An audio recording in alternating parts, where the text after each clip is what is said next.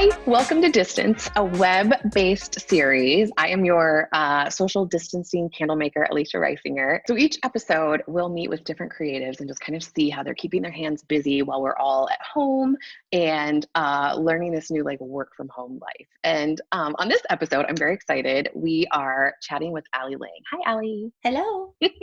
I'm so glad you're here. Allie is very special to the Wax Buffalo team because she, we like to just pretend she's part of our team. She's designed a lot of things for us, including our beautiful Enneagram line. And I actually brought it. She made these beautiful candles that go with the Enneagram. And if you don't know what the Enneagram is, it's a personality test that's based on numbers. And you can take it on our website and find the candle that she made for you perfectly. But Allie, okay, so we talked a little bit before recording. And basically, I kind of picked Allie's brains, like what her favorite scents are. And so I pre-prepped some things. But Allie, will you kind of talk to me about a little bit and, why a coffee shop is the greatest scent to you and what that story invokes. And while you're doing that, I'm going to start putting some wax into our candle maker and we're going to start making your candle. Yeah, absolutely. So I feel like ever since I was a little kid, coffee has just always been around in my daily life. So whether I was at my mom's house or my dad's house, they pretty much always had at least one pot of coffee brewing. My family's kind of got a little bit of an unhealthy obsession, which has trickled down to me. So yeah, that just, every time I smell it, it reminds me of home. It reminds me of sitting in, a chair next to my dad and drinking that and talking about his day. And then ever since I went to college, graduated college, I've spent 3 or 4 days a week in a coffee shop meeting with friends or clients and that kind of thing. So it's just a really peaceful environment for me. I actually really love that. How old were you when you first started drinking coffee? 13. Yeah, okay, me too. Yeah, I remember I would sneak my grandma Fern's coffee. Oh yeah, I too snuck it young to be from drinking mom. coffee. Yeah, I would make hot chocolate in the morning, but it was Yeah. coffee that I was taking in middle school. I'm this is so wrong. And then are you snobby coffee or are you pour over or how do you fix your coffee every day?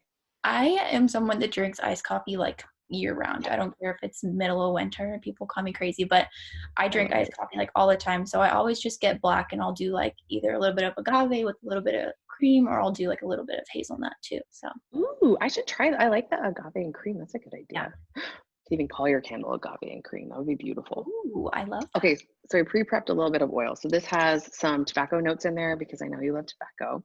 And then a little hint of coffee. So it's just going to nudge at it. So that's what I started with. And then we're going to put some essential oils in there as well, which I'm really excited about. I sourced some Palo Santo for you because it's very woodsy and it has a little bit of a citrus note. And then I thought we would mix it actually with rose oil and get kind of that rosewood. Yeah, okay. Yes, I'm really excited. I hope you love it. I'm sure I will. I wish you were just here at this. In the last 2 weeks. We've started the addiction. Yeah. I'm I have 11 stored on top of my fridge. Oh my God, I stocked up. I love it. Okay, so a little bit about candle making in case you care. So we do everything with a vegetable-based soy wax, which you already know because we've adopted you.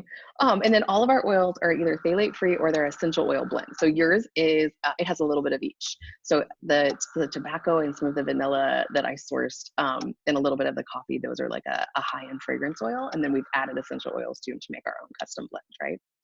And then we're going to stir the wax, and we stir the wax super slowly. Allie just did a candle making class with us, so she knows. And so you stir 40 times, no less than 40 times, and you go slowly so that you don't get air in your candle. That's what can cause the bubbles or the droppage. If you go really fast, it's almost like whipping cream or whipping a meringue or something like that. It adds that air, and you don't want that in candles, as you do want it in whipped cream.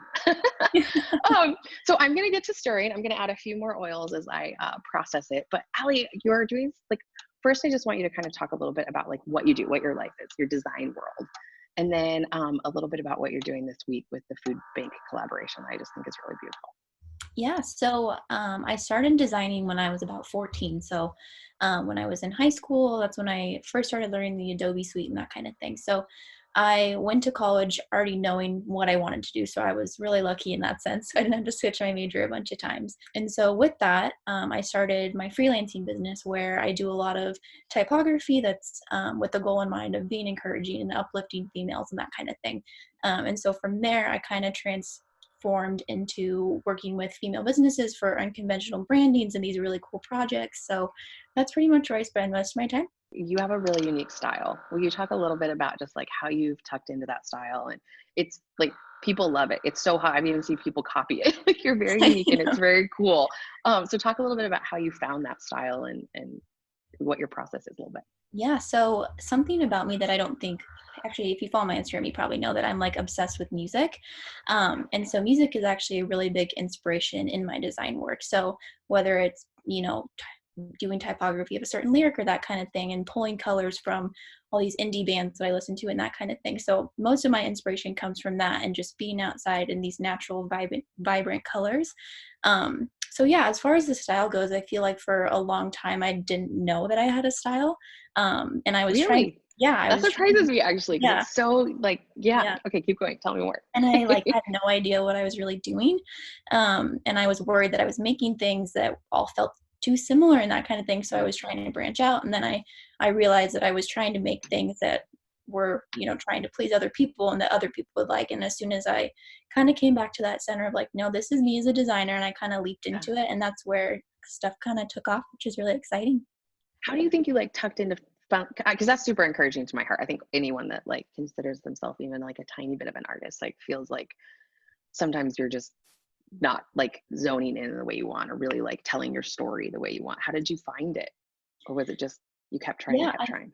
I feel like it was, as someone that always had a ton of support when I was growing up for my creativity. My dad, he's a Yeah. metal artist, so he was always creating things and always really encouraging. And then my mom was kind of like Yeah. that feminist mom that you want to grow up around. She's so, encouraging as far as me doing whatever I want. She always taught me the phrase, well-behaved women seldom make history. So that kind of thing, it was just always in my mind when I grew up. Oh, I like your mama.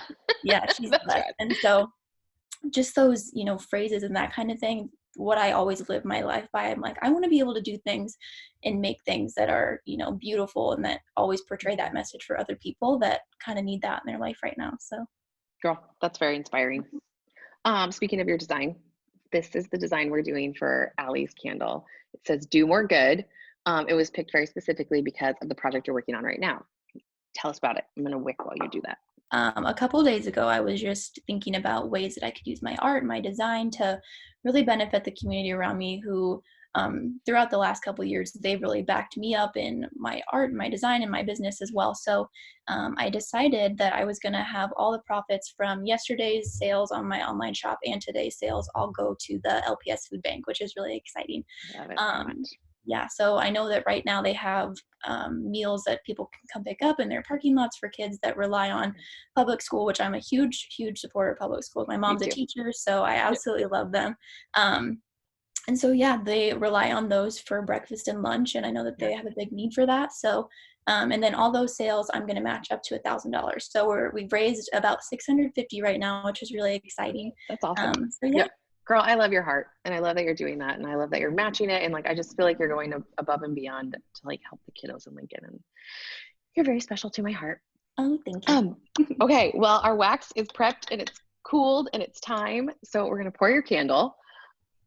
This has been really fun chatting with you today, I by the way. know. This is a good work. Let's actually just hang out every week, please. You wanna? Yes, I do. And here it is. This is your custom candle. So, Allie, I'll send you this in the mail. It usually takes like 48 hours to cure, right? And then we'll tuck it in and I'll get it to you. And then here it is. Ta-da! Perfect. It looks so cute, actually. We'll let that cool. We'll get the wick set, and then I will send this to you in the mail in a couple of days. It takes about 48 hours for it to cure, so I'll get it to you soon. And then we will make a whole batch of these to sell on the website. Part of this whole web series is just helping all of us small businesses keep the lights on for a little bit longer. And then also a portion of the proceeds will go to the Food Bank of Lincoln, specifically for Allie's project, which I'm very excited about. So supporting children, supporting small businesses, it's win-win, right? We'll be back again soon with a new episode and a new creative here on Distance. Keep busy while staying at home. Love you guys.